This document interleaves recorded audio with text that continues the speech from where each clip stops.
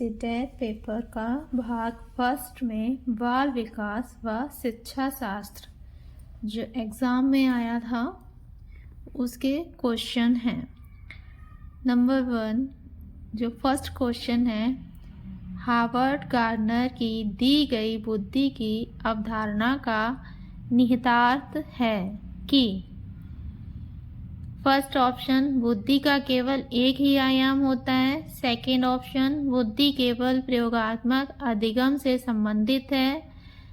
Third option सभी लोग दुनिया को समान रूप से समझते और संसाधित करते हैं। फोर्थ ऑप्शन अलग अलग आयामों में लोगों की अलग अलग योग्यताएं होती हैं। तो इसमें पूछा गया है हार्वर्ड गार्डनर की दी गई बुद्धि की अवधारणा का निहितार्थ, जिसका सही आंसर है अलग अलग आयामों में लोगों की अलग अलग योग्यताएं होती हैं। जो स्टूडेंट बिल्कुल नए हैं वो इस पेपर को देखें, इसलिए नहीं कि यही क्वेश्चन आएंगे एग्ज़ाम में सेम, ये क्वेश्चन नहीं आएंगे, लेकिन इससे मिलते जुलते क्वेश्चन आएंगे। मतलब आपको पढ़कर ये समझना है कि हार्वर्ड गार्डनर के बारे में आपको पढ़ना है। हार्वर्ड गार्डनर की पूरी डिटेल में पढ़ाई करनी है। जो लोग पहले से तैयारी करने हैं वो अपने ऑप्शन चेक कर सकते हैं, वो देख सकते हैं उनकी कितनी अच्छी से पढ़ाई हो गई है। नेक्स्ट है क्वेश्चन, गणित में अपने खराब अंकों के बारे में बात करते हुए अभी कहता है मुझे अंकों की समझ नहीं है। अभी अपने प्रदर्शन का कारण किसको ठहरा रहा है? फर्स्ट ऑप्शन कोशिश की कमी, सेकंड योग्यता का अभाव, थर्ड किस्मत, फोर्थ कार्य कठिनाई। सही जवाब है योग्यता का अभाव। निम्नलिखित में से कौन सी सार्थक सीखने के लिए एक प्रभावी स्मृति तकनीक नहीं है?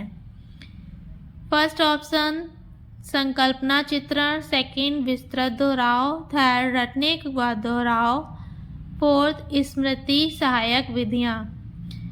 सही जवाब है रटने व दोहराव। नेक्स्ट क्वेश्चन, दोहराव व बारंबार किए जाने वाला व्यवहार किसकी विशिष्ट पहचान है? फर्स्ट ध्यान न्यूनता अति क्रियाशीलता विकार की, सेकंड मस्तिष्क पक्षाघात की, थर्ड स्वलीन क्रम विकार की, फोर्थ अधिगमात्मक विकलांगता की। सही आंसर है अधिगमात्मक विकलांगता की। बाल विकास में 30 क्वेश्चन आते हैं, फर्स्ट टू 30। ये सारे ही क्वेश्चन सॉल्व करने होते हैं, कोई भी आपको छोड़ना नहीं है, सबके आंसर देने हैं।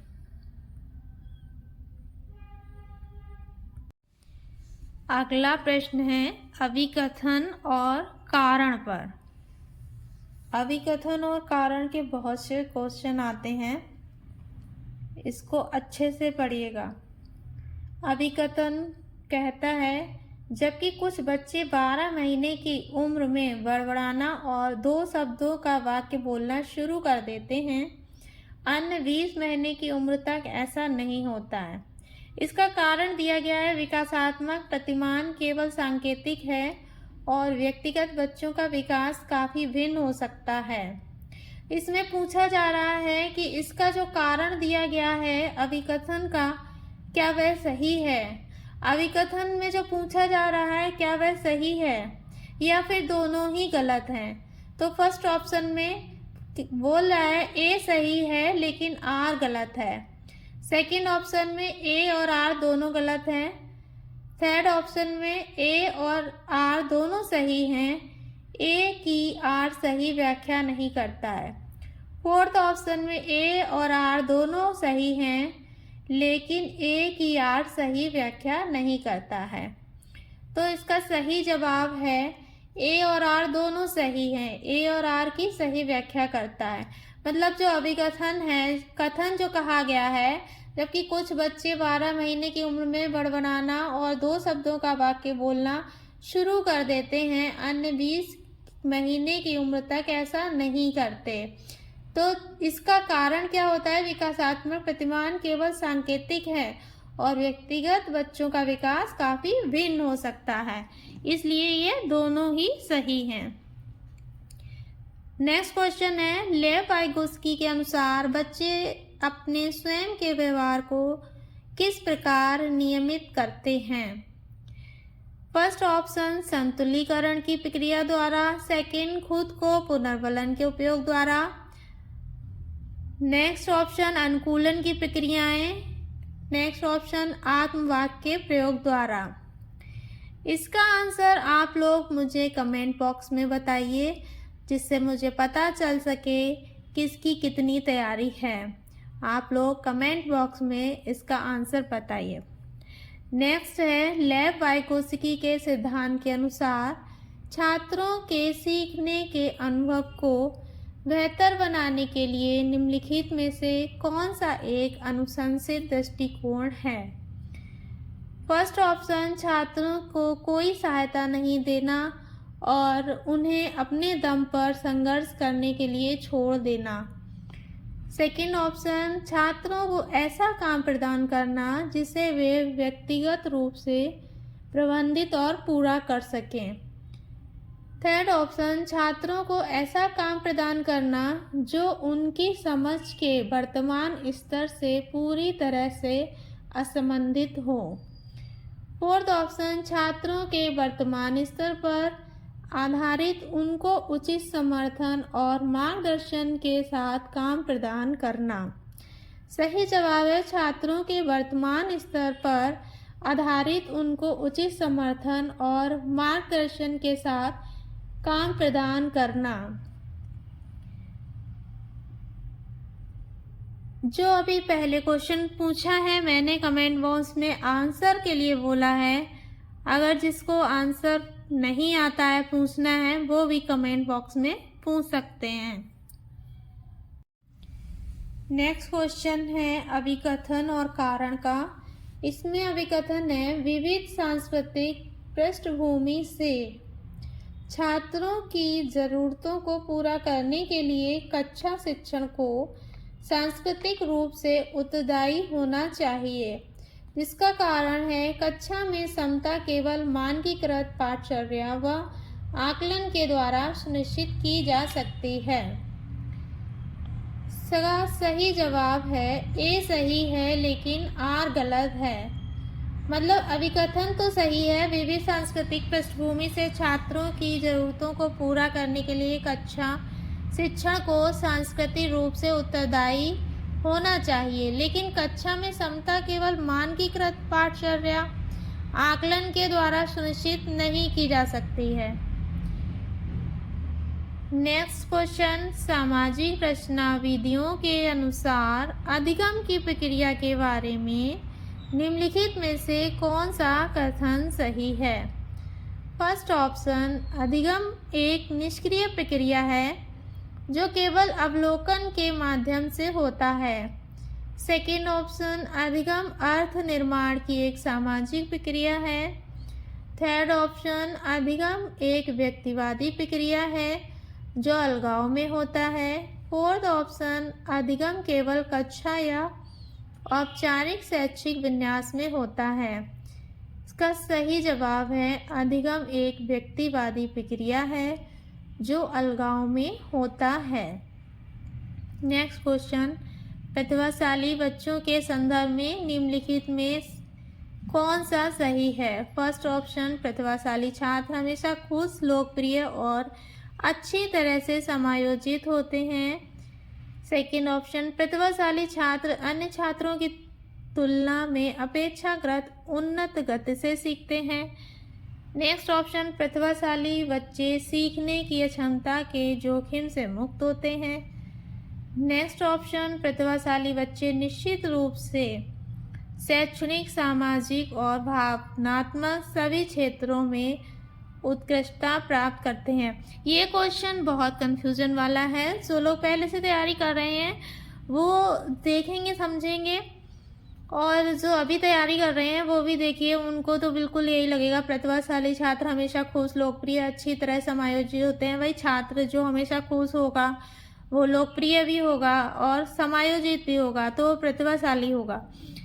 प्रतिभाशाली छात्र अन्य छात्रों की तुलना में अपेक्षाकृत उन्नत गति से सीखते हैं। ये बात भी सही है, उन्नत गति से सीखते हैं।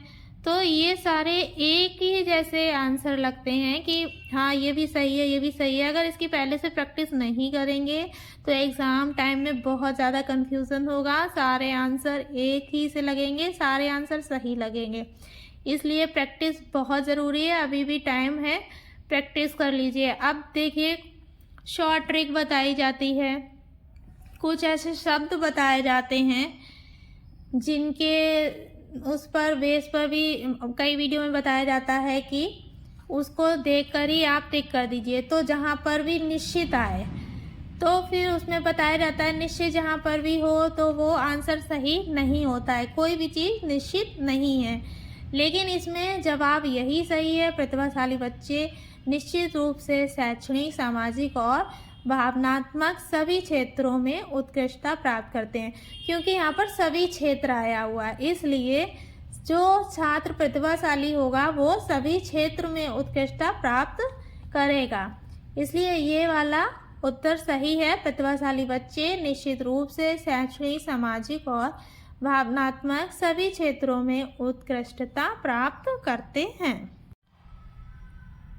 नेक्स्ट क्वेश्चन है, आनुवंशिकता पूरी तरह से एक व्यक्ति के या एक व्यक्ति की किस पर आधारित करती है? First sex, second gender, third शैक्षणिक सफलता, फोर्थ सीखने की शैली।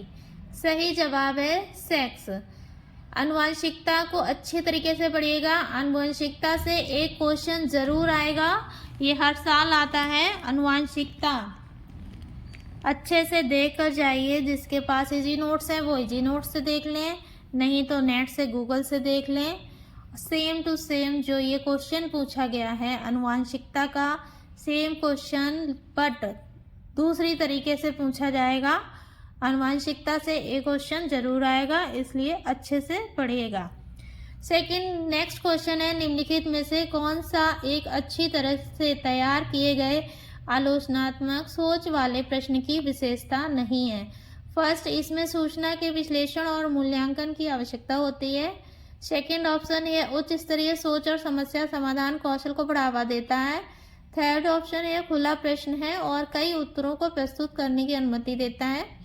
फोर्थ ऑप्शन है मुख्य रूप से तथ्यात्मक जानकारी पर आधारित है।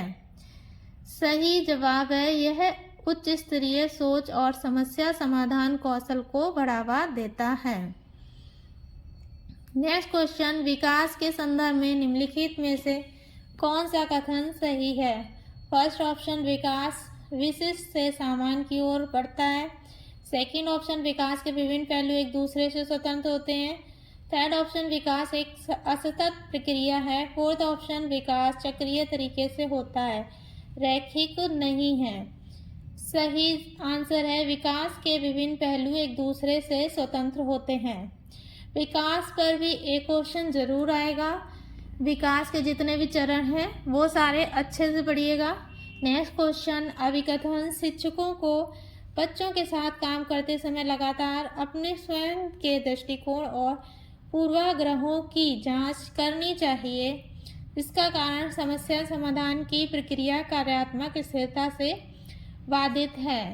ए और आर दोनों सही है, ए आर की सही व्याख्या करता है।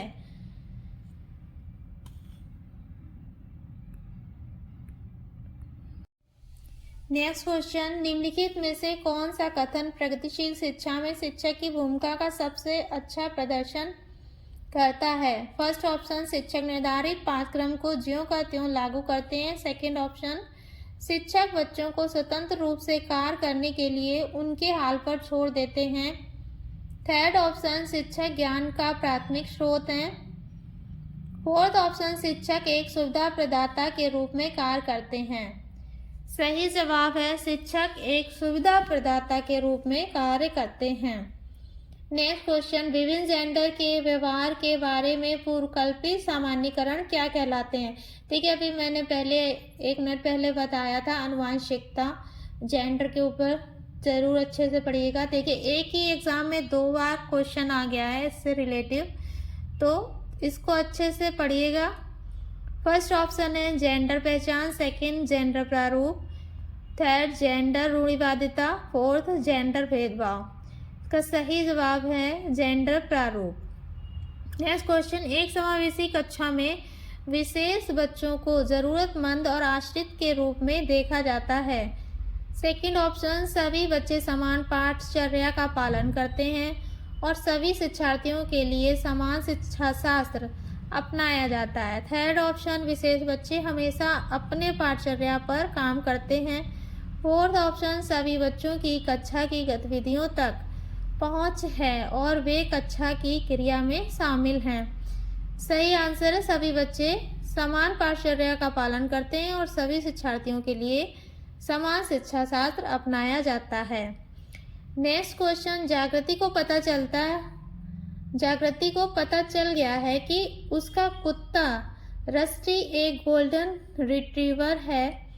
जब वह एक और कुत्ते को देखती है जो रस्टी जैसा दिखता है लेकिन एक अलग नस्ल का है, तो वह उसे भी कुत्ता ही समझती है। जीन पियाजे के संज्ञानात्मक विकास के सिद्धांत के अनुसार यह किस अवधारणा को प्रदर्शित करता है।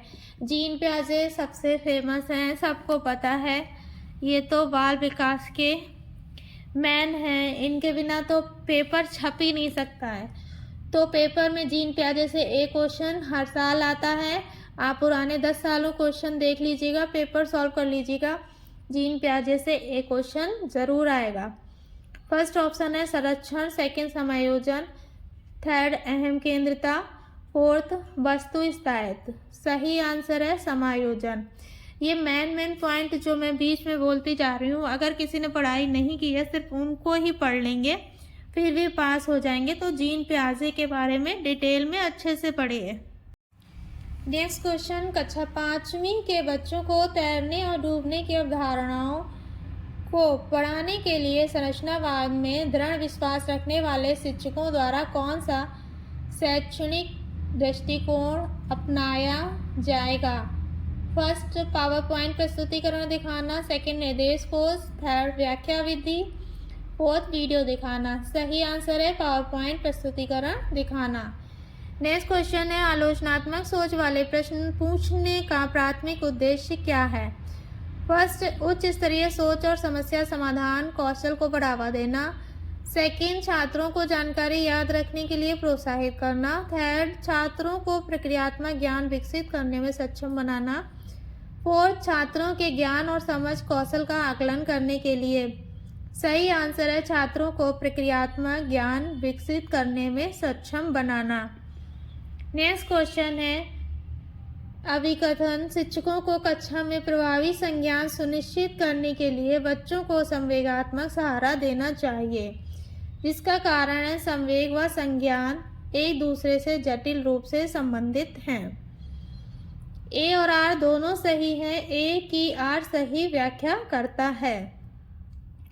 नेक्स्ट क्वेश्चन, निम्नलिखित में से कौन सा निरंतर और व्यापक मूल्यांकन का समर्थन करेगा। फर्स्ट ऑप्शन मानकीकृत उपलब्धि परीक्षण, सेकंड ऑप्शन मानकीकृत बुद्धि परीक्षण, थर्ड ऑप्शन सर्वश्रेष्ठ कार्य पोर्टफोलियो, फोर्थ ऑप्शन वृद्धि और अधिगम प्रगति पोर्टफोलियो। सही आंसर है वृद्धि और अधिगम प्रगति पोर्टफोलियो। नेक्स्ट क्वेश्चन है निम्नलिखित में से अवधारणाओं के निरूपण का कौन सा क्रम बच्चों की संज्ञानात्मक क्षमताओं के उत्तरोत्तर विकास के अनुसार है।